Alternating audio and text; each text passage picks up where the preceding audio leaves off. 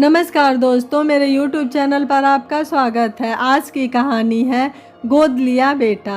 अमित, देखो ना कितना अच्छा मौसम है, चलो ना हम भुट्टा खाने चलते हैं।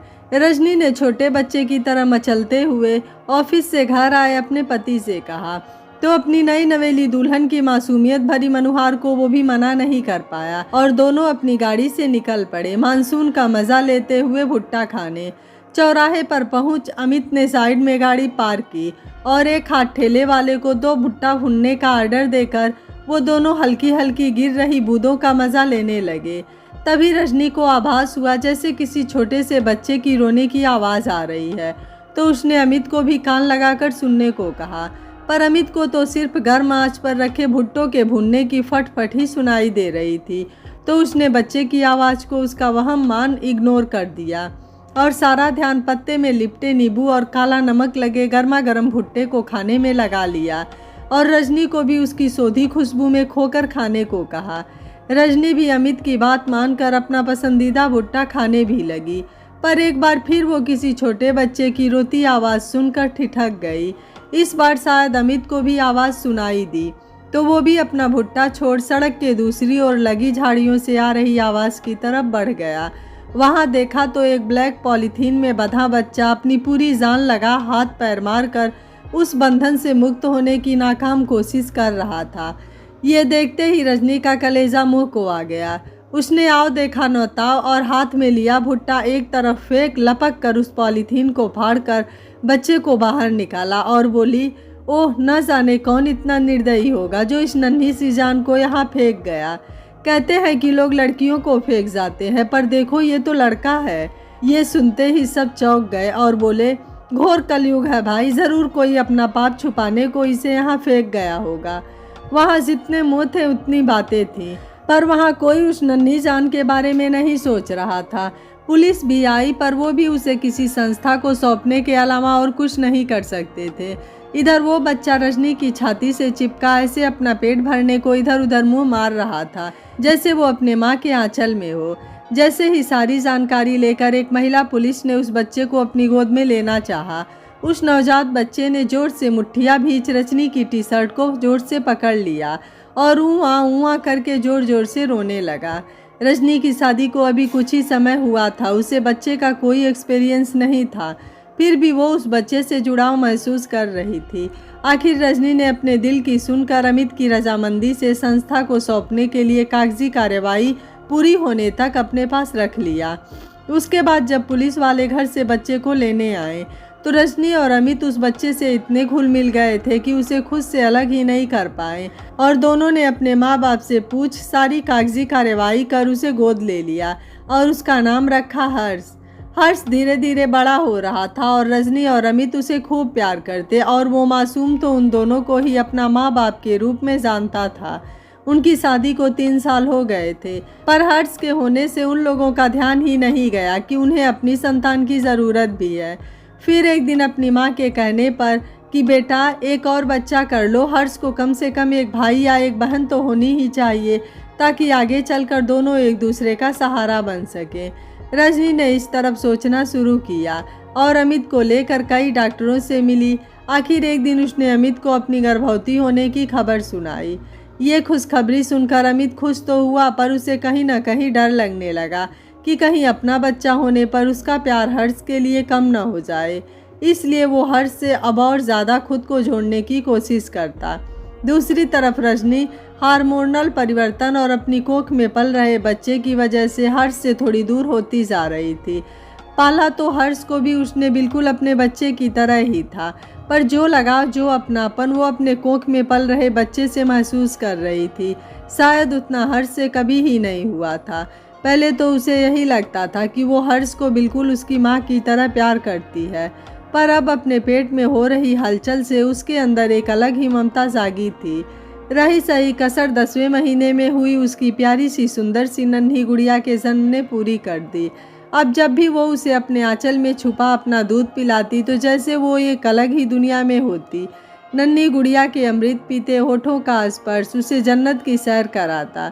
ये भावनाएं, ये प्यार भला हर्ष से कब जागी थी उसके अंदर। वो जब छोटा था तो पालने में ही दूध की बोतल भर के किसी कोने से टिका उसके मुंह में लगा देती। हर्ष भी घट घट करके एक बार में ही बोतल खाली कर देता था।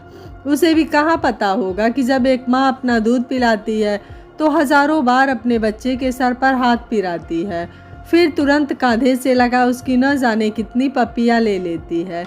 जब ये अंतर उस समय रजनी नहीं जान पाई थी तो हर्ष एक माँ और बोतल का अंतर कैसे समझ पाता। और ये कल पैदा हुई नन्ही सी गुड़िया माँ और बोतल का अंतर इतने अच्छे से जान गई थी कि अगर रजनी की सास उसके नहाते समय भी उसे बोतल से दूध पिलाए तो वो रो रो कर पूरा घर सर पर उठा लेती, पर बोतल से दूध नहीं पीती। अब रजनी को हर्ष से उतना लगाव नहीं रह गया था, इसलिए जब भी हर्ष मम्मा मम्मा कर रजनी के आसपास आने की कोशिश करता वो उसे डपट देती। हर्ष दूर रहो बेटा, देखो मेरे पास छोटी गुड़िया है, उसे तुमसे चोट लग जाएगी, जाओ दूर जाओ। हर्ष बेचारा दूर से अपनी मम्मा के गले लगने को तरसता रह जाता। 4 साल का बच्चा जब भी अपनी बहन को छूना चाहता बदले में उसे एक डांट ही मिलती। कितनी बार कहा है हर्ष कि छोटे बेबी को मत छुआ करो, जाओ मेरे कमरे से बाहर निकल जाओ, दादी के पास जाओ। बेचारा हर्ष अभी तक खुद पर ममता लुटाती अपनी माँ को सुनी आंखों से पराई होते देख सहम जाता और जाकर पापा या दादी की गोद में छुप जाता। फिर थोड़ी देर में सब भूल वापस रजनी के आसपास आने को मर्राने लगता। ऐसे ही एक दिन गुड़िया सो रही थी तो रजनी आराम से नहाने चली गई। अमित ऑफिस गया था और बच्चे की डिलीवरी के समय आई उसकी सासू माँ रसोई में बिजी थी। हर्ष स्कूल से आ चुका था तो वो तो पहुंच गया अकेले में अपनी बहन से लाड लडाने। तभी रजनी बाथरूम से बाहर निकली। उसने गुड़िया को हर्ष की गोदी में देखा तो आओ देखा न ताव और सीधे हर्ष के चेहरे पर 3-4 थप्पड़ जड़ दिए। छोटा सा हर्ष तिलमिलाकर चीख पड़ा, जिसे सुनकर रजनी की सास भागते हुए आई और सारा माजरा समझ उन्होंने खींचकर हर्ष को खुद से चिपका लिया और रजनी से गुस्से में बोली, बहू ये क्या बेहूदगी है, तुम्हें शर्म नहीं आ रही इतने छोटे बच्चे पर हाथ उठाते हुए। मम्मी जी आपको नहीं पता, मेरे मना करने के बावजूद इसने गुड़िया को गोद में उठा रखा था। वो तो मैं ठीक समय पर आ गई, वरना अगर ये गुड़िया को गिरा देता या हाथ पैर तोड़ देता तो बस बहुत हुआ, अब तो मैं इसे हॉस्टल में ही भेज दूंगी। रजनी दोगुने गुस्से से दादी के पीछे छुपे हर्ष की तरफ आंखें दिखा और दांत पीसते हुए बोली तो उसकी सास हर्ष को समझाते हुए बोली, कोई बात नहीं बेटा, तुम दुखी मत हो, मम्मा है ना, थोड़ा गुस्से में है, तुम जाकर अपने कमरे में बैठो, मैं अभी तुम्हारी मम्मा से बात करके आती हूँ। हर्ष को वहाँ से भेज वो रजनी से मुखातिब होकर बोली, बहू मैं जब से यहाँ आई हूँ देख रही हूँ कि तुम हर्ष से बहुत बुरा व्यवहार कर रही हो। मैंने तुम्हें कितनी बार समझाने की कोशिश की पर तुम हो कि समझ ही नहीं रही हो। आज तो हद हो गई है, खुद की गलती पर उस जरा से बच्चे पर हाथ उठा दिया तुमने। इसमें मेरी क्या गलती थी मम्मी जी? गलती तुम्हारी ये है कि जब तुम नहाने जा रही थी तो मुझे बताकर क्यों नहीं गई? तुम मुझे बताती तो मैं गुड़िया के पास बैठ जाती। चलो नहीं बताया तो कमरे का दरवाज़ा बंद कर लेती। वैसे एक बात तो बताओ, तुम्हें सच में गुड़िया के गिरने की चिंता थी या तुम अपनी बेटी को हर्ष से दूर ही रखना चाहती हो? क्या हर्ष तुम्हारा सगा बेटा होता तब भी तुम उसे गुड़िया के आसपास आने से रोकती? नहीं, मैं बताती हूँ। तब तुम खुद ही हर्ष की गोदी में गुड़िया को लिटाती, उसे समझाती कि ये तुम्हारी बहन है, इससे तुम्हें प्यार करना है, इसकी परवाह करनी है, क्योंकि तब दोनों में प्यार बनाए रखना तुम्हारी जिम्मेदारी होती। अभी तो तुम्हें लग रहा है कि सिर्फ गुड़िया तुम्हारी संतान है, क्योंकि जो भावनात्मक अनुभव तुम्हें गुड़िया को सीने से लगाने से मिला वो तुम्हें हर्ष से नहीं मिला ना। नहीं मम्मी जी, ऐसी बात नहीं है, मैं तो खुद ही हर्ष को अपने घर लेकर आई थी। इतने सालों से मैंने ही तो ख्याल रखा है उसका, वो मेरे बेटे जैसा ही तो है। रजनी ने अपनी सफाई में कहा तो उसकी सास उसकी बात पर व्यंग से हंसते हुए बोली, बेटे जैसा, यही तो मैं तुम्हें समझाने की कोशिश कर रही हूँ कि तुम उसे बेटे जैसा मानती हो, बेटा नहीं। पर मत भूलो कि वो तुम्हें सिर्फ अपनी माँ मानता है, माँ जैसा नहीं। मैंने तुम्हें उसे गोद लेने से पहले ही समझाया था कि गोद लिए बच्चे और अपने बच्चे को पालने में फ़र्क मत करना, तभी तुम बच्चे को गोद लो वरना मत लो। पर तब तो तुम्हारे अंदर बहुत ममता जागी थी। तुम्हें याद है कि जब वो पुलिस वाले बच्चे को लेने आए थे और मैंने उन्हें बच्चा दे दिया था तो तुमने कैसे रो रो कर पूरा घर सर पर उठा लिया था, और आज वही बच्चा तुम्हें सर का बोझ लगने लगा जिसे तुम उतार कर किसी हॉस्टल में डालना चाहती हो। मैं सास हूँ तुम्हारी, हर्ष के साथ कमी रही हूँ तो मुझे इस गुड़िया और हर्ष में फ़र्क करना चाहिए था, पर मुझे तो उस बच्चे में ही अपना पोता दिखता है। एक बार को अमित ऐसा व्यवहार करता तो मैं समझ भी सकती थी, क्योंकि मर्दों को तो सिर्फ अपना बच्चा प्यारा होता है और उसने अपने काम की वजह से हर्ष के साथ तुमसे कम समय भी बिताया है, पर तुमने तो उसे पाला है, तुम कैसे उससे भेद रख सकती हो? एक माँ का दिल इतना संगदिल कैसे हो गया? मेरी वो बहू कहाँ गई जिसने उस अजनबी सी नन्ही जान को अपनी जान बना लिया था?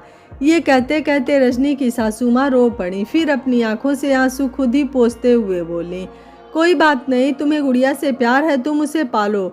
हर्ष मेरा पोता है, उसे मैं अपने साथ ले जाऊंगी, मैं रखूंगी उसे अपने पास, पर एक अनाथ की तरह नहीं। किसी हॉस्टल में तो मैं उसे जाने भी नहीं दूंगी और न ही उसे तुम्हारे पास छोड़कर तुम्हारी नफरत से पलने दूंगी। कहते हुए वो वापस मुड़ हर्ष के पास जाने लगी। तभी रजनी ने उनके पैर पकड़ लिए और बोली, माफ़ कर दो मम्मी जी, मुझे पता नहीं क्यों और कैसे मेरे अंदर ये भेदभाव जाग गया, पर आज जब आपने मुझे वो पुराने दिन याद दिलाए तो मैं समझ गई कि हर्ष कोई गैर नहीं, मेरा अपनी संतान है।